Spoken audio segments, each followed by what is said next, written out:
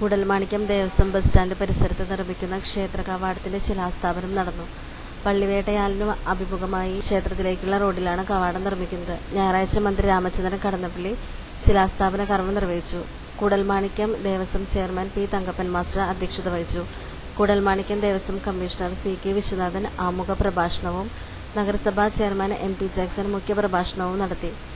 നഗരസഭാ പ്രതിപക്ഷ നേതാവ് N രാധാകൃഷ്ണൻ മാസ്റ്റർ, കൂടൽമാണിക്യം ദേവസ്വം അംഗങ്ങളായ Rajesh Balakrishnan, Jathavedan Namboothiripad, Vanaja Dharmarajan, KG Suresh, KP Subramanian, administrator P Purushothaman എന്നിവർ പ്രസംഗിച്ചു. ഒരു ദീർഘമേറിയ ഉദ്ഘാടന പ്രസംഗം, ശിലാസ്ഥാപനം നിർവഹിച്ചുള്ള പ്രസംഗം ആവശ്യമില്ലെന്ന് ഞാൻ കരുതുകയാണ്. ഇവിടെ സമാഗതരായിട്ടുള്ളവർക്കെല്ലാം ഈ ദേവസ്ഥാനവുമായി ബന്ധമുള്ളവരും അറിയുന്നവരുമാണ്. നമ്മുടെ ക്ഷേത്രങ്ങളിലും ക്ഷേത്രവിശ്വാസങ്ങളിലും ആചാരങ്ങളിലുമെല്ലാം